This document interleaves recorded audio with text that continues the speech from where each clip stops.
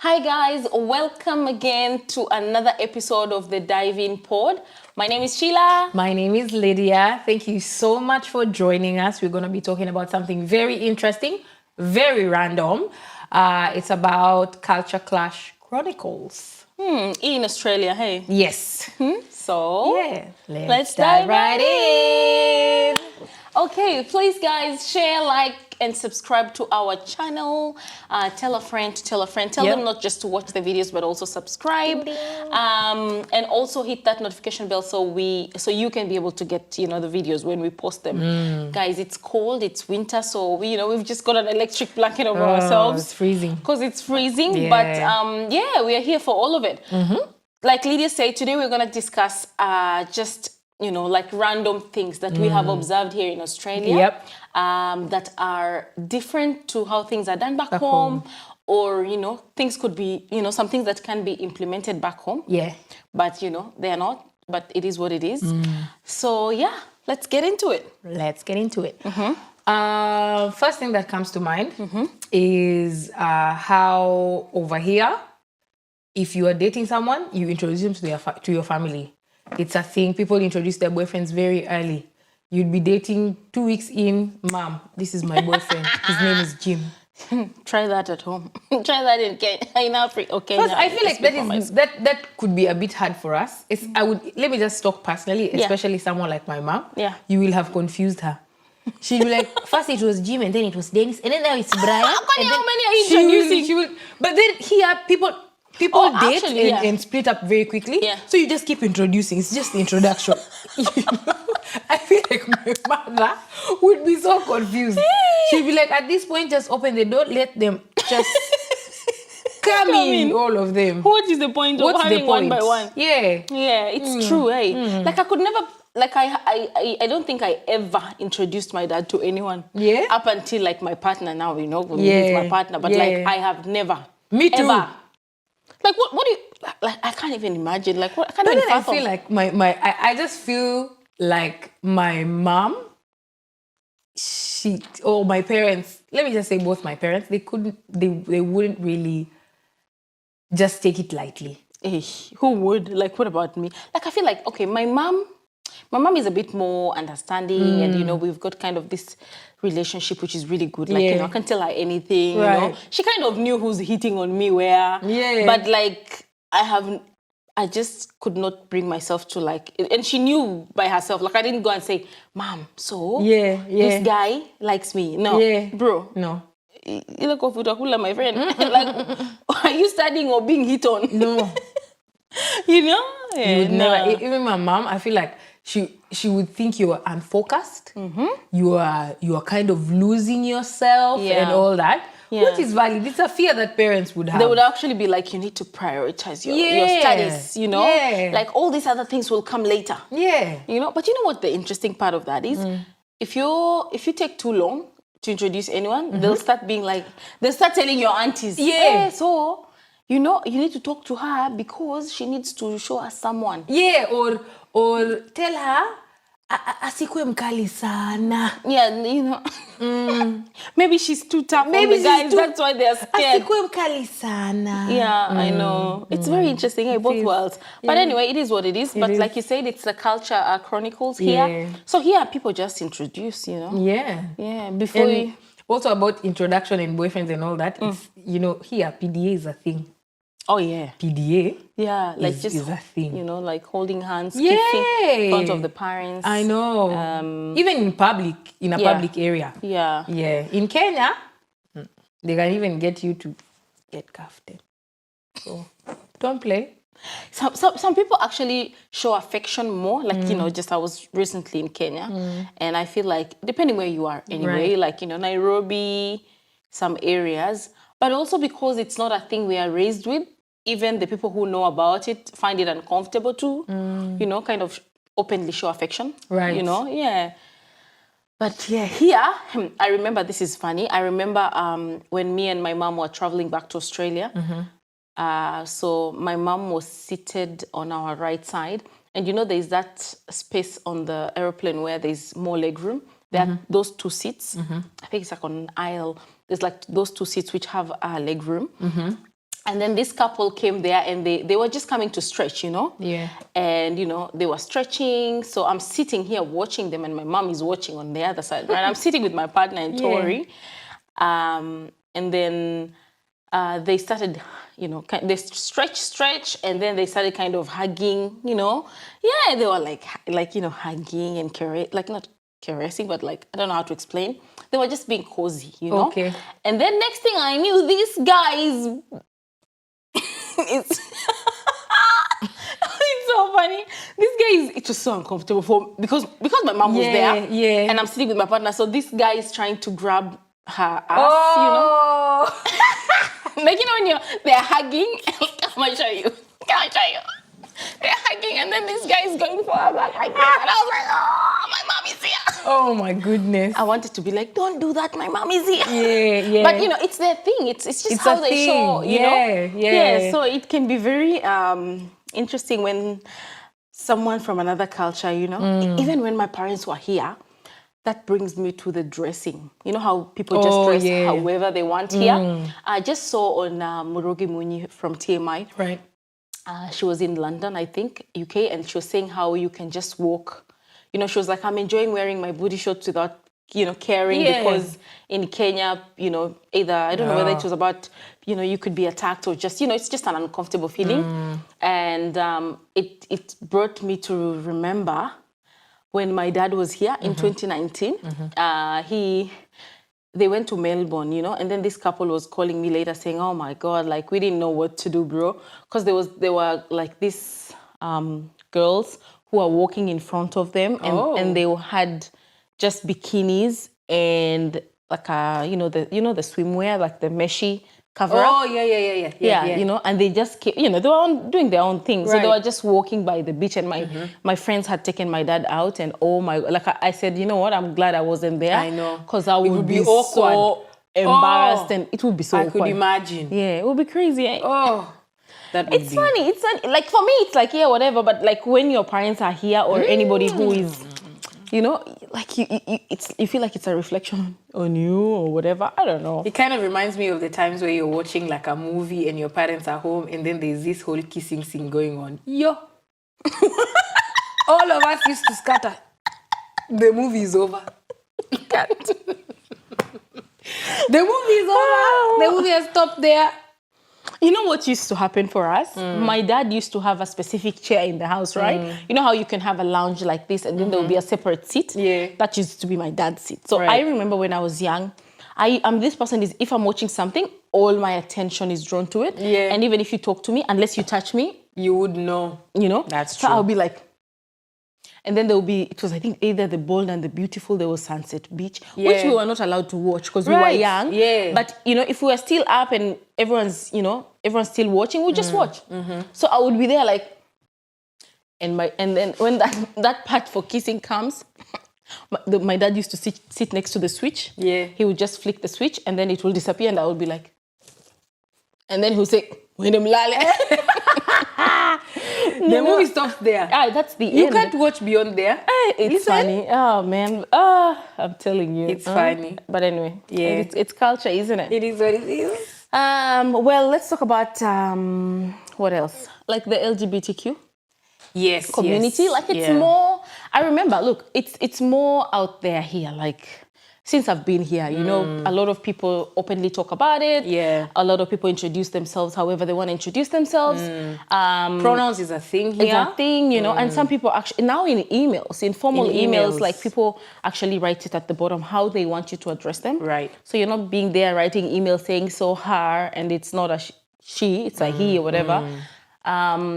And also, I remember someone who actually put it into perspective for me was my brother. Yeah. My youngest brother came to Australia recently, and he actually said to me something like, I've realized, wow, the LGBT community is so out there here. Yeah. And I'm like, yeah. And he goes, well, it's not the same back home. It's starting to, people are coming out and whatever. Yeah. But yeah, it's not common. It's not common back home. Yeah. But here? Yeah, nobody even notices, to be honest with you. It's not even a thing that you notice because it's normal. Yeah. It's very normal. Another thing is status quo. If I buy a Mercedes-Benz now, like back home, it's a big deal. Yeah, it's like, it's a big deal. You know, that neighbor has bought a new car. Yeah. Or, you know, like even the brands of things is such a big deal. But here, you and plus 5 others have the same car. Nobody even cares. Nobody cares. You know, but you know, back home, like especially I think you and me, our age group, growing up, if your father had a car, bro, you had made it. That's true. If your family had a car, you have made it. Like it used to be like that family has bought a car. You know, like it's a big thing. Yeah. But here, bro, and also I feel like it's not a big thing because here it's not a big thing because it doesn't define your financial. Like you can just go and get any car so long as you pay $100 a week or whatever. You can just finance. You can finance the car. Yeah, but like home is like when you buy a car, you know, it was like a financial status. True. It showed how much you guys like. You guys have money. Yeah. But here it's like anybody can drive anything. So long as you can make those payments, you can buy anything you want, you know? Anything. Yeah, so it doesn't matter. Yeah. And that reminds me of something like jobs. You know how like here in Australia, the, you know, like, what are they called? Like not the white collar jobs, like the other ones. What's the opposite of the white collar jobs? Blue collar jobs. Oh, blue collar jobs. Okay, yeah. So the blue collar jobs pay, like not all of them, but most of them pay better than the white collar jobs. Right. And you know how back home is, you know, you have to be a manager, you have to wear a suit. Right. You know, you have to walk like a manager and dress like a manager. Yeah. I remember when I came to Australia, my first, it was not even a job, it was like a placement, like a, what do you call it? Internship. Yeah. And when I went there, I catch the train. So I got off the train, walked to the facility, and then there was this lady driving in with this big car, right? Remember, I'm new. I'm like 2 weeks in Australia, or maybe 4. And I walk into this facility, and this lady drives this really big car. I don't remember. Maybe it was like a Prado or whatever, but it was just huge.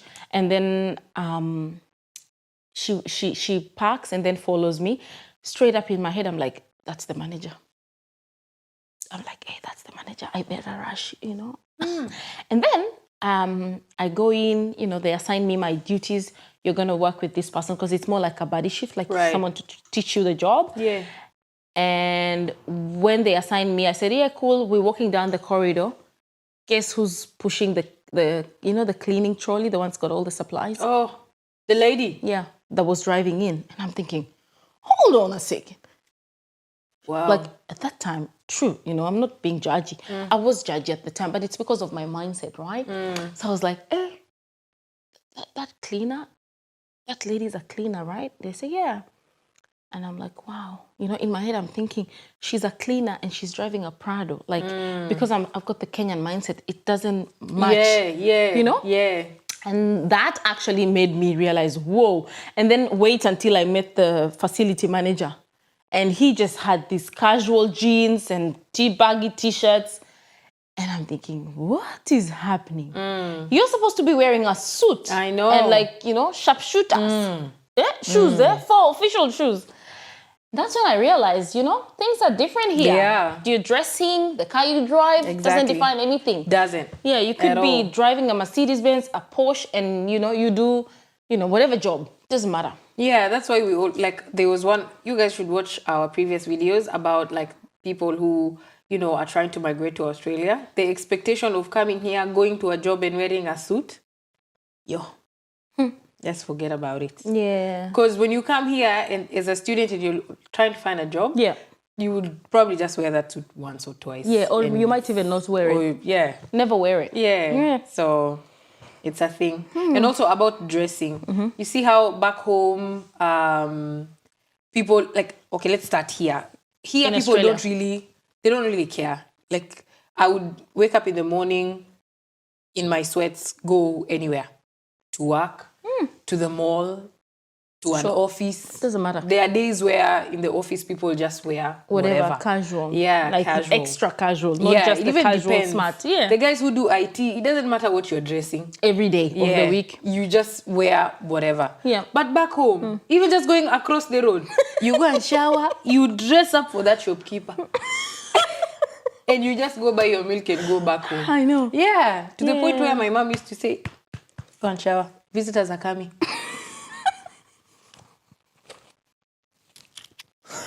Okay, wanakuja. Watu waoge. Tukae vizuri. But here, people don't care. You come as you are. You wake up in the morning, you go wherever you're going, and it really doesn't matter. Yeah, no one cares, really. No one cares. No one does. Wow, that's just funny. I just remembered you telling me if you're sick, your mom used to say, go and shower. First things first, my mom used to tell us, as long as you're not feeling well, go and shower. There's power in showering. Because I feel like just getting yourself out of bed, I think that was the idea. Because if you're sick, you're just used to staying in that one position. You just want to stay there and you're feeling sorry for yourself and you're like, mini mgonjwa. My mom's like, go shower. After the shower, you'll feel better and well and truly. Yeah, a shower does you good. Yeah, you actually feel better. It's true. That's funny. Ask my mom for these tips. Yeah, she's tipsy. I won't say she's tipsy, but she's full of tips.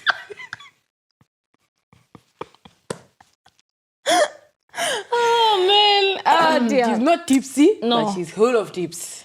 Hey, moving on swiftly, guys. Moving on swiftly. Please like, share, and subscribe. Please and watch thank our you. videos. Tell your friends not just to watch, to subscribe, and hit that notification bell so you can get our videos. Yeah. Okay, moving on. Another thing that is different from back home, according to our observation, is divorce and how people talk about divorce. Yeah. So there are here. Start with here. Like, Yes, here. I feel like divorce is more, I don't know whether it's common because it's openly spoken about, but I feel like it's a very common thing. This is my second husband and this is my fifth husband. Yeah. This is my fifth Married five my times. fifth marriage, you know. And people are just happily in their new relationship and happy to talk about their previous relationships. Yeah. And it's openly discussed, it's accepted, you know, with the children, the family. Whereas back home, hey, I feel like it's still like a shame thing. Yeah, I feel like there's a lot of relationship where I feel like even if I like our parents' generations, I feel like there are a lot of them who just stay there and say because of the kids, you know those things. Yeah, staying because of the kids. Or even it's the society, The or kanisa, it's the same Yeah, the church. what do people say? There's still that, you know. So I feel like here, it's just accepted. People talk about it, you know. Yeah. It's another day. Whatever. Yeah. All right. Another thing is... Actually, about the divorce and thing. Yeah. And all that. I feel like divorce is introduced to the children very openly. Yeah. The kids are involved. Yeah. They are told very quickly. There are some people who would hide the divorce for a while, but the kids would get to know. Yes. But you know, back home, people are like, let's not talk about it. I know of a couple that divorced or more like separated, but never told their children. Very common. They never lived separately. Like they both lived in the same house. The kids were grown, but they never told their children up until much, much later. Like the kids were in uni and all that. But here, the kids are involved from the word go. Yeah. Most times. Yeah. The kids are involved. Unless they're too young to comprehend. Yeah. Then they won't be told. Yeah. Yeah. Another thing is that is different from home is a lot of older people live by themselves. We're talking like old people, like 70, 80, 90. Even 95 to like 90 to 100. Like not to 100, but I've seen like a 95-year-old live by themselves. And a lot of the times I used to think, why leave your grandmother? Yeah. But they don't want anybody in their house. True. I met a lot of them and they said, no, I'm fine, honey. Yeah. I'm fine. And I used to share with a lot of them and be like, we would never leave my grandmother by herself, but I think it's just different how life works out here because back home we have big pieces of land and like your auntie would be living on the fence. I know it's changing now, but like, everyone would be around. Like now my grandmother, she's probably 95 to 7 there, but like there's my dad's brother just within the compound, there's people around. They don't live with her, but they live, Yeah. And here, now someone just lives in a 4-bedroomed house by by themselves. themselves completely, you know. Oh, yeah. But I think the difference is that there are services here. Yeah. You know, they get from the government. There's They like do. domestic assistance. Someone Yeah. comes in and just cleans and whatever. Yeah. But, and that's all they need. They just want somebody to clean, cook. and sit with them, have a cuppa and that's biscuits, and that's it. Yeah, that's interesting, isn't it? Yeah. What else? Another thing is the culture of the cancel culture. Yeah, whereby they, like we spoke about it in one of our episodes. If you haven't watched it, watch it. If it hasn't dropped, it's gonna drop soon. Yep. But we talked about it in one of one of our episodes, and it's the cancel culture. Yeah. This is where people just like close family relations. People just cut off people. They just cut off know, people. like now I understand and I actually support them and agree with them. Like, you know, if people are toxic and, you know, it's no longer healthy for you, you should cut them off 100%. Right. But when I was new in Australia, Lydia, I used to like, what? I know. I remember working with a lady at work and then, you know, we talk and she's like, so Sheila, who's here with you? And I'm like, oh, I'm by myself. You know, I don't have any family. And she's like, oh, wow, that's crazy. Must be hard. I was like, yeah. And then she said, well, you know, I've got all my family here, but I haven't spoken to my mom in 15 years. And I was like, what? I was like, you know, I was 25, I think. I was like, what are you talking about? Your mom, like, I couldn't go a day without talking to my mom or even a week. And she said, well, yeah, no, you know, she was very whatever she said. And then at that time, this was my mindset. Oh man, like, you know, that's a bit harsh. That's a bit mean. Yeah. You know, I mean, what can your mother do that can make you stop talking to them for 15 years? Bro, ask me that question again now. You know what I mean? You'll get a totally different answer. Totally different answer. That's true. And, you know, like now I understand them, you know. But also because back home, it's like, you know, hey, that is your mother. Hey, we're in baba yako. Hey, we're in uncle yako. You know, like you have to stick there. Yeah. It's like you're glued there, regardless of how toxic they are. Yeah. You're stuck there. Here, people cancel you. Siblings haven't talked for 10 years, you know. Like, you know, people just cancel people out, you know. You don't know their circumstances. Sad. But, you know, I'm for, if people are toxic, yeah, cut them off, not worth your mental health. That's true. No. Yeah. Advocates of mental health. That's who we are. Yeah, that's right. Positive I think another thing that we forgot when it came to the divorce part was co-parenting. Oh, co-parenting. Right. People here. It's a very common thing. There's like, people do it seamlessly. I was about to say. Yeah, they do it seamlessly. If you're supposed to drop the child, you drop them on time, pick them up on time. There's a whole schedule. Goes to the dad on Friday, Saturday, Monday with the mom. And, you know, like people actually work with the interest of the child at heart. Right. And I know some of them are rocky and really nasty and they go through whatever. But like a lot of people are more, you know, mature and just do it seamlessly, like you said. Yeah.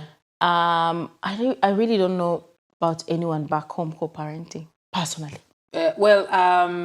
I don't think I have good examples. I don't think they do it as well as here. Yeah. People split up and all that, but somebody just ghosts their children. That's right. Yeah, that's what I was to say. Like, I know people who've separated. Yeah, I know people who've separated.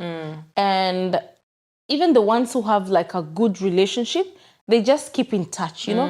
But how are the kids? But there's no support, you know, like there's no presence. Like if it's the dad, there's no dad presence, you know, or even over the phone. There's no good communication. You know, there's absolutely nothing, really. It's just like, oh, hi, me baba yenyu, you know, like, hi, I'm your mother. Hi, I'm your dad. But there's no, you know. That's true. Yeah, but here, like, they're really involved, which is a really good thing, Not all of them, but majority of them. That's true. They have the interest of the children at heart. Back home, I think we haven't even gotten to that point where people can separate maturely, you know, like, but also, having said that, I feel like here, people are more open. Like that divorce process is like, by the way, this place, so your partner comes, I have worked with two ladies and both of them have been like, you know, I'm going through a divorce. I'm really having a hard time. Yeah, and I'm like, wow, you know, what happened? Yeah. Why are you separating? Yeah. And actually, one of them said to me, oh, look, my husband just came home 2 weeks ago and said he's done. Happens.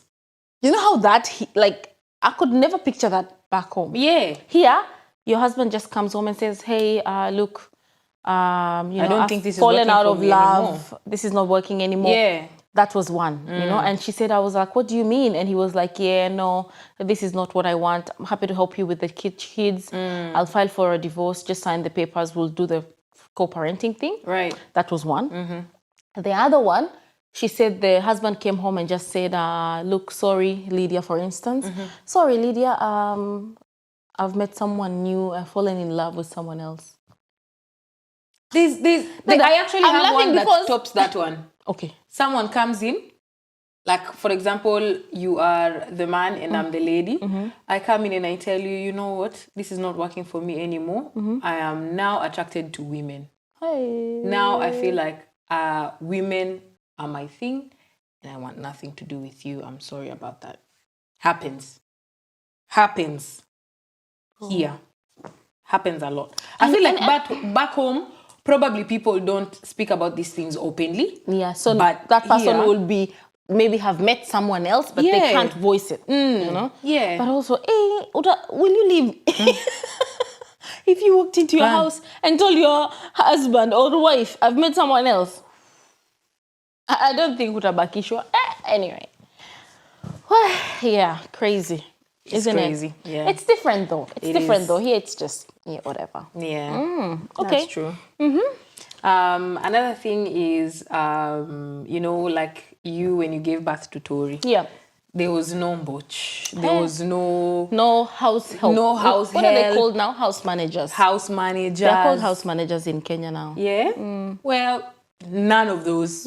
It's you and your child, and they support. If any, that's all you have. Yeah, I'm telling you, if it's the, you know, like, man, you appreciate that now here. I really appreciate that. Yeah. Being here. Because like back home, people are living like queens. Hey, I used to talk to one of my friends. She goes, I've got 2 house managers. Me, I have Tori. I have laundry waiting, dishwashing, you know, whatever. And my partner obviously is helping me and whatnot. But I ring this friend of mine and she goes, I have 2 nannies and one is specifically just to do the laundry and the dishes and the house. And the other one is specifically to help me with the child. I'm thinking, sis, wow, hold up. You're winning. I was so jealous. And I was that is so nice. That would be so good. I know. It would be so good, yeah. But anyway, it is what it is. Guys, there are nannies here, but the money you earn at work is what goes to that nanny. Because the government regulates, like, you know, income, like low incomers. So the money you earn at work is what is expected you give them. What's the point? Stay home with your baby. It's true, isn't it? It's so true. Yeah. Another point is home visits. You know, how when you visit someone's house. Yeah, when you visit someone's house here, you have to call them in advance. You know, let them know. You can even say your reason for visiting. There are people who would want to know why you're coming. You know what I saw on TikTok? Someone said there are these friends who ring you and they're like, oh, hi Sheila, how are you? And you know, you think they're just checking on you. Next thing, they start venting or they start sharing whatever they wanted to tell you, you know. And this lady was like, honey, sorry, call me late. Like, you know, you have to book. Oh, that, you have to book. I'm going to call you at 2 p.m. Reason and I really calling. need to talk to you about Same thing, eh? Same thing. Yeah. There's some people whom you have to tell them why you're visiting. You have to tell them in advance, blah, blah, blah. But back home, people just walk into your house, make a cup of tea and come and tell you hi. And you also, made that tea. And it's not a bad thing because it's our culture. Yeah, of course. It's a good thing, actually. It's a really good thing. And when you're used to that, you actually struggle. Like, you feel lonely here. Because sometimes you find yourself off work. Yeah. No work, today I'm off. And then you're like, niende kwa nani? You know, whom do I visit? Yeah. No, I can't. I have to ring. I wish I had told them yesterday. Because you cannot just pick your phone and say, look, I'm off. Can I come today? Yeah. There are some, but really a very small percentage. Eh? True. And the way life is set up here, you would want to come and visit someone, but they are not home because they are working or they're not home because of uni. And also, you know, with the whole expectation thing of, you know, how back home, my mom used to say, huwezi enda kwa nyumba ya mtu mkono tupu. You need to buy a few things and shopping. visit, which is such a good culture. Yeah. But here, it's not an expectation. No, people just come as you are. Yeah, they just come empty-handed. Yeah. You know, unless it's like a bring your own bottle or whatever, then people will bring food and stuff. Another thing also is how in Kenya, I feel like probably things have changed now. Yeah. But back home, if you are having like a party or a wedding, Yeah. you will invite the whole village. Everybody would come. There's no invites only kind of thing. Like if you are not invited, you can't come. don't come. Yeah. If your mom is invited, she brings herself and her sisters. Yeah. And you guys. Yeah. And your sister's children. Exactly. Everybody comes as long as you've just had the whole story. Okay. You don't even have to be told. As long as you've had it from somewhere, there's something happening, you just come. Yeah. But here, most weddings are RSVP. You have to say you are coming. There's like, like a number of people who are invited, a little number, like a few. Maybe like 100. Yeah. Even if it's 300, it's exactly 300. No more, no less. Could be less, but no more, So I think a lot of, like when I was in Kenya recently, I saw that there are a lot of people, like if people who are doing their weddings in like Nairobi, in the city, or, in like, they hire out like a resort. Yeah. They are limited to numbers like that. They have to RSVP and stuff. But the experience is they still get people who go who have not been invited. So I think it's just a thing. I think if you want to do a wedding, just do it in the village for the village and then go and do another one in the city. Yeah, and just be open to it. I feel like the village ones are even more fun. I think so. Because it's expensive though. It's crazy too to manage. That's true. Another thing is, how Australia is more diverse than we think. Australia is more diverse. When I came to Australia, I actually thought all I would see is Caucasian Australians, people, like just Caucasian white people. But Australia is diverse. Like, for example, now we're in a suburb where it's mostly known for having Lebanese people. Yeah. People from the Middle East live in this suburb. Yeah. So it's more diverse. There are so many Asians. There are so many Africans too. Africans are many also. Lots of them. Even Americans are here. It's very, very diverse. Nepalese, Chinese, Thailand. This is a sad story. When I came to Australia, I had no idea about the Aboriginals. Oh. No idea. Look, I'm not, history, whatever now.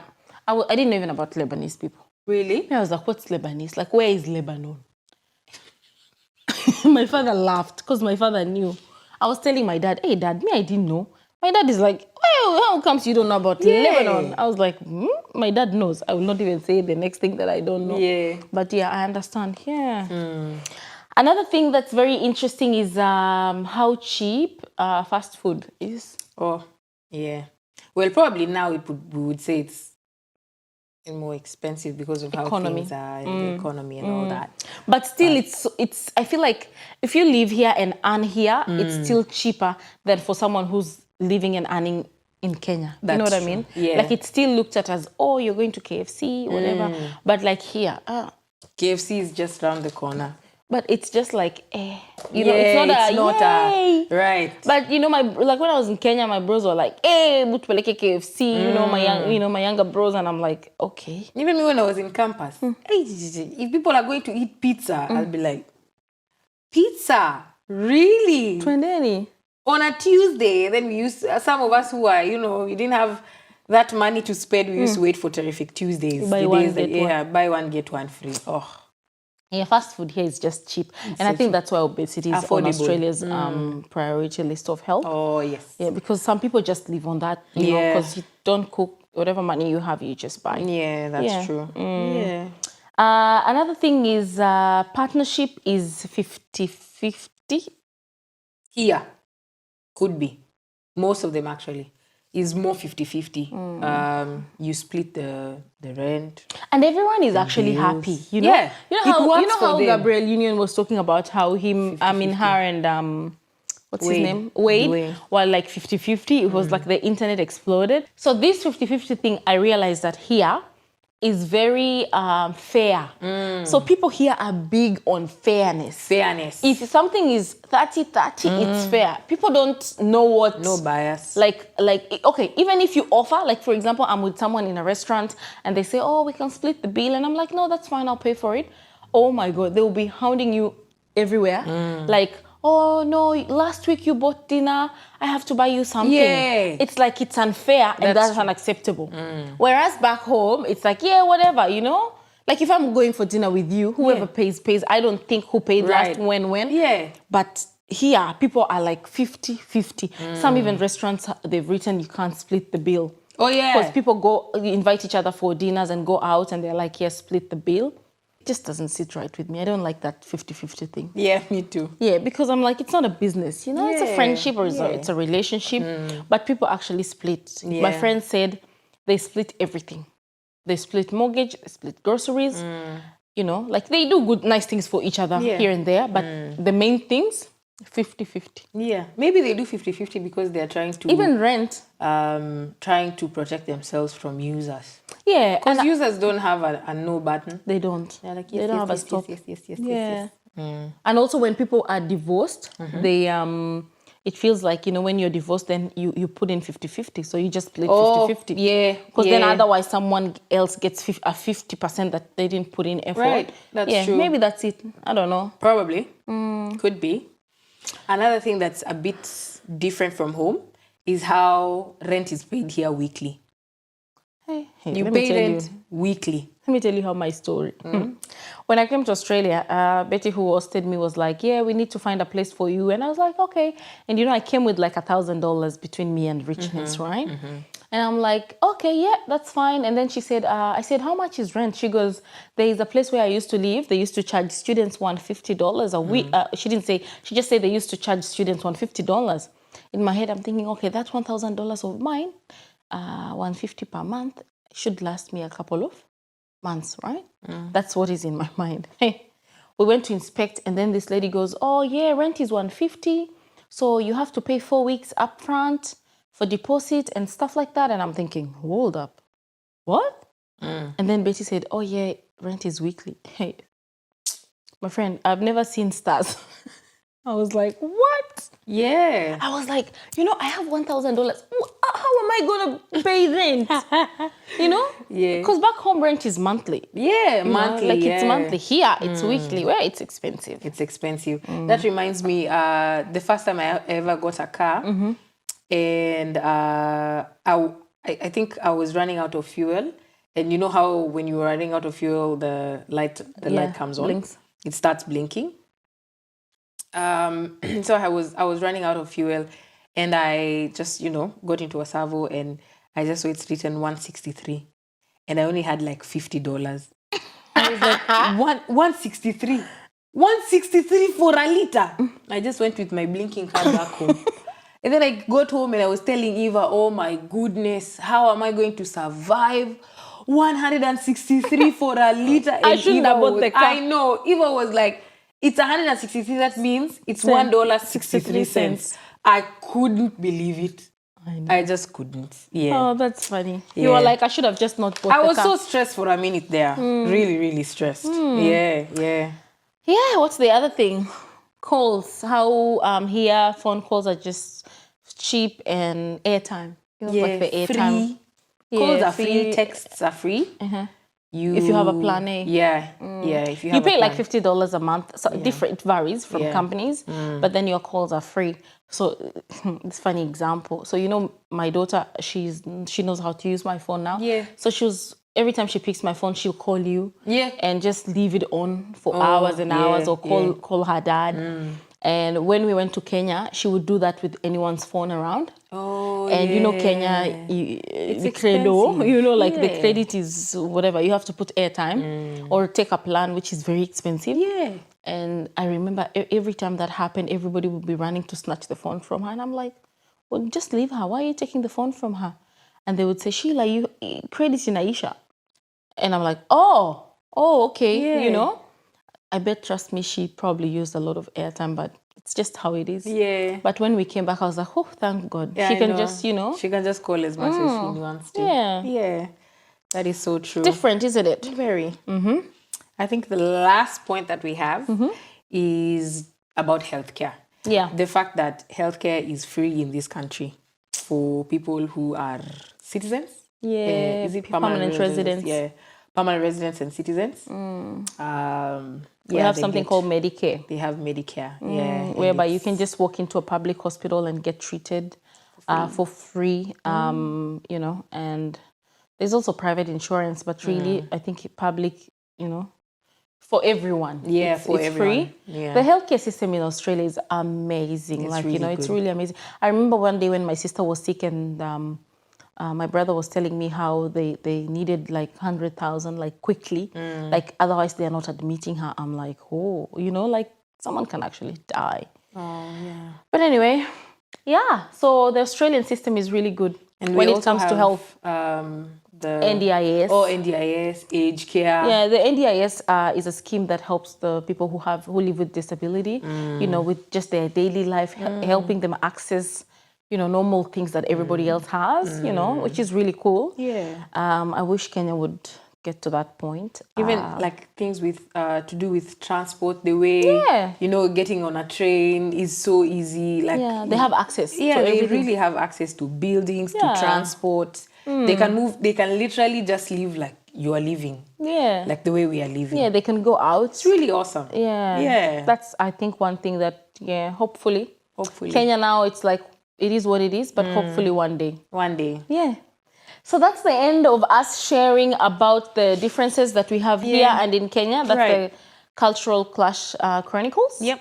I'm sure there are more. Yeah. But we couldn't fit them all in this video. That's right. Yeah. Yeah. But look, we'll keep sharing as we go. Yeah. Thank you for being here. Thank you for listening and watching. Yeah. Please let us know if there's any other topic that you want us to touch on. Please put it on the comment section. Like, share, subscribe. Hit that notification bell so you don't miss any video from us. And until next time, bye. See ya.